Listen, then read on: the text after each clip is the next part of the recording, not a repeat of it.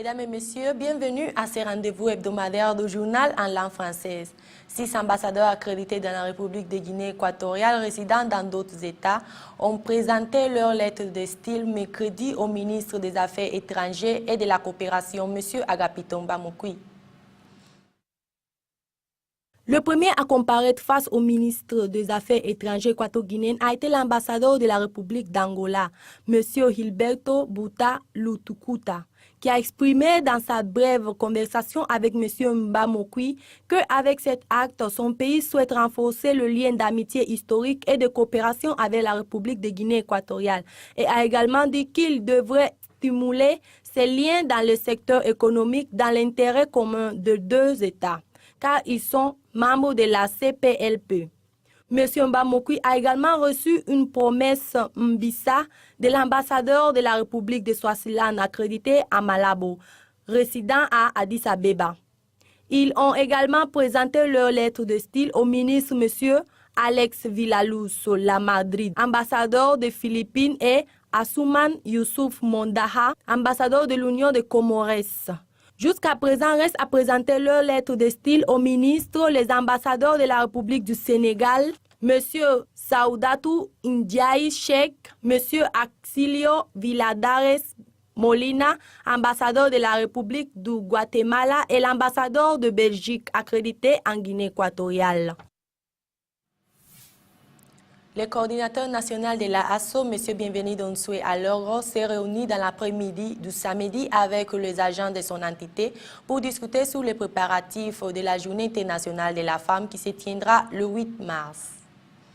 Cette réunion s'est déroulée dans l'halle principale du Parti démocratique de Guinée équatoriale, où a été présidée par la coordinatrice nationale des questions sociales et promotion de la femme, Mme Lourdes Nchama, qui a commencé son discours appelant les jeunes femmes de cette association de s'impliquer et de collaborer activement aux festivités de la journée du 8 mars. Et pareillement appelant pour la coopération et le soutien des hommes pour le bon déroulement de cette fête. En outre, M. Nsoué Aloro, coordinateur général national, a fait connaître au présent le programme d'activités préparé pour l'occasion, telles que les conférences de sensibilisation aux différents centres de la partie insulaire du pays sur les valeurs de la femme, des spots télévisés sur les femmes guinéennes, des visites aux différents centres de santé, y compris les centres psychiatriques de Sampaka, des concours de danse, théâtre et la plus belle costume africaine. Enfin, un match de football et une messe dans la matinée du 8 mars. Les titulaires du ministère de la Santé, M. Diosdado Vicente Nsoué Milan, avec d'autres agents de services sanitaires, ont maintenu jeudi la 4e réunion du comité de coordination interagence dans le but d'évaluer le plan d'action de l'an 2014 et mettre en œuvre les stratégies pour combattre l'épidémie de la poliomyélite. La réunion qui a été présidée par M. Diosdado Vicente Nsoué Milan dans l'après-midi du vendredi était de vérifier et d'évaluer les divers comités et de rendre possible l'éradication de la poliomyélite dans le pays. Le fait d'éradiquer cette épidémie dans la République de Guinée équatoriale est d'activer la vaccination systématique, ce qui va réduire le taux de mortalité dans le pays à partir de la mère jusqu'au plus petit.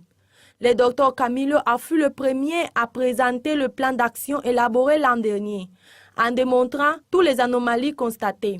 Le deuxième document traité dans le discours du directeur de la PAEV, qui a présenté le plan d'action possible pour lutter contre l'épidémie de cette année 2015. Pour sa part, le responsable de la santé a parlé des questions abordées lors de cette réunion. Plusieurs ont été les interventions de certains membres des institutions telles que l'UNICEF, la PNUD et l'OMS, qui ont parlé des plans pour aider en tout le matériel d'informatique pour tous les districts, ce qui pourrait être livré prochainement, tandis que l'UNICEF a proposé environ 60 vélos à l'organisation, qui pourraient également être livrés dans un avenir proche. Le ministre des Transports, Technologies, Postes et des Télécommunications, M. Francis Komba Olo Bahamond, a présidé mardi la cérémonie de signature d'accords de règlement qui met à jour les accords et la résolution ministérielle sur le règlement des prix et des tarifs pour la télécommunication. Lors de cette réunion ont été présents les administrateurs des sociétés de télécommunications RTS Amunich et les régulateurs des télécommunications en Guinée équatoriale. Le ministre a également signé des accords d'interconnexion entre les entreprises de télécommunications. Cet accord permettra l'échange de la communication d'un opérateur à l'autre et couper environ 70% de courant entre le coût d'exploration et d'améliorer la qualité des appels d'un opérateur à l'autre. Le principal objectif de l'organisme de réglementation des télécommunications en Guinée équatoriale en signant cet accord est de donner aux utilisateurs les réductions et avantages des télécommunications dans le pays. Airtel vise à donner aux compagnies de téléphone une licence pour le 3G et le 4G qui permet l'Internet à haute vitesse. Pendant l'événement, on officiellement dit au revoir aux étudiants qui vont se former dans le domaine des ressources humaines de Airtel dans le Royaume d'Espagne. À cet égard, le ministre a souhaité bonne chance et du succès à ses étudiants et a demandé en particulier d'assimiler les connaissances qu'ils vont obtenir. Après la découverte du véhicule Rover Toyota volé et abandonné près du quartier Porvenir d'Os de cette ville et après les enquêtes faites à ce sujet, la police a réussi à retrouver les traces de criminels qui ont commis l'acte. Les agresseurs de la voiture volée ont été Alejandro Seul, Gerardo Ondo, Luis Nve et Patrick Romeo. Tout a été un complot comme ils l'ont décrit.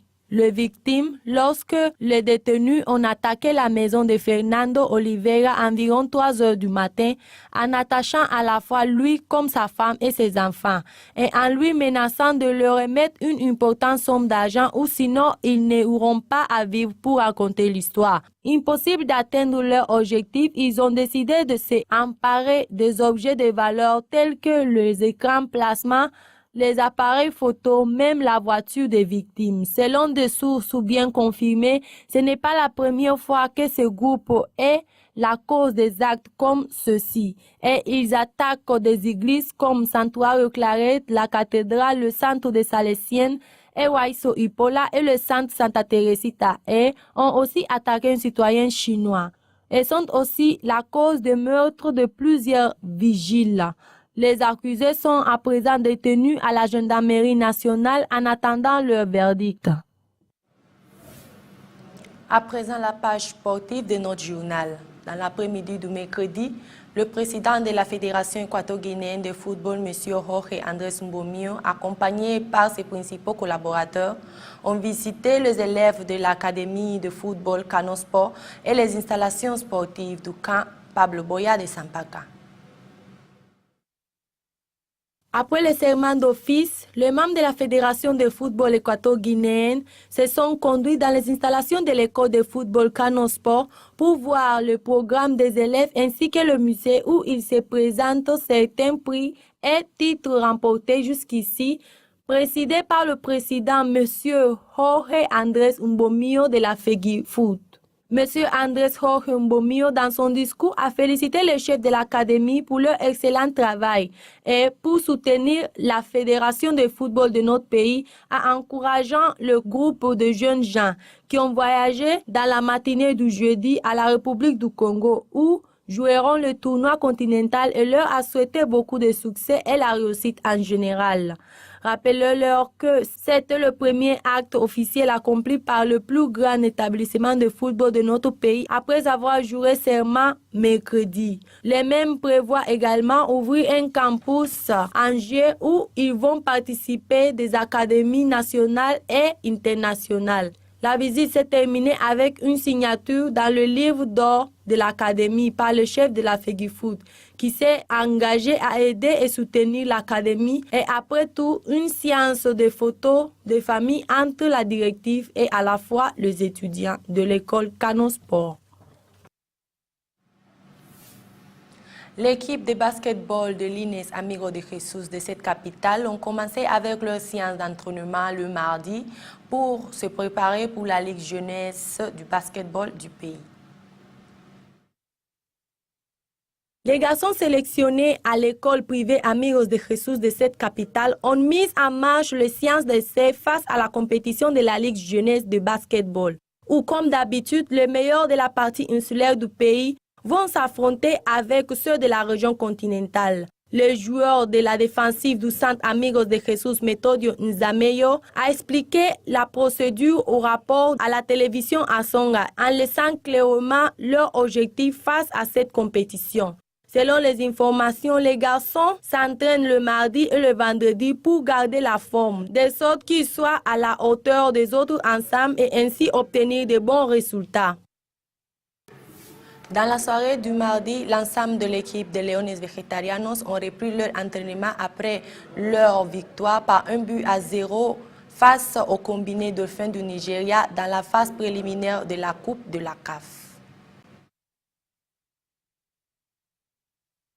Les entraînements du champion de la Coupe équato-guinéenne est à présent dirigé par l'entraîneur camerounais Abo, qui a compté avec l'équipe au complet pour cette première saison d'entraînement après avoir battu par 1-0 à l'équipe du Dauphin nigérien dans le premier rencontre des éliminatoires de la phase préliminaire de la Coupe de la Confédération de la CAF. Les joueurs de l'équipe Leones Vegetarianos ont fait plusieurs exercices pour la récupération musculaire, en plus d'effectuer des divers exercices avec le ballon entre eux.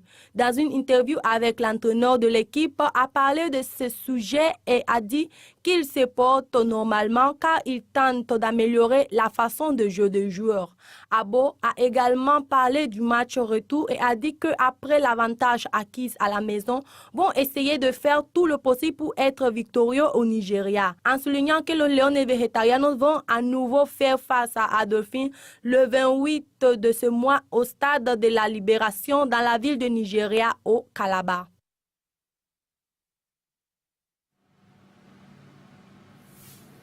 L'ancien capitaine de l'équipe nationale, Juvenal Ediogo, a donné une interview à nos médias pour discuter de sa situation actuelle avec le Zalang national. Les traités de l'interview sur la situation actuelle qui traverse l'ancien attaquant de l'équipe nationale car celui-ci a raccroché ses buts dans la sélection et s'est engagé à aider d'autres dans une autre façon, dans le cadre de la Fédération de football ou dans d'autres aspects à servir de support pour ce but. Et Diogo a également publié certains aspects de nouvelles équipes, comme cela promet beaucoup, car il a parlé de sa situation avec son club Santa Coloma d'Andorre. La dernière explication que le centre camping Santa Coloma a donnée a été à la base de minutes de jeu dans la CAN. Il a également félicité les fans pour leur soutien continu dans l'équipe. L'expérience sportive et la compétence dont Ediogo a aidé l'équipe dans les moments difficiles depuis 12 ans dans le cadre du Zalang à partir de 2013 jusqu'à 2015. Owono revoit ce qui a été plafonné à plusieurs reprises avec la sélection de la Guinée équatoriale contestant la Coupe d'Afrique des Nations 2012 et comme l'un des capitaines de notre pays. Ainsi s'achève cette édition du résumé de l'actualité de la semaine en Guinée équatoriale. Nous vous remercions de nous avoir suivis. On se retrouve la semaine prochaine. Nous vous souhaitons un bon dimanche en compagnie des programmes de la Songa Télévision.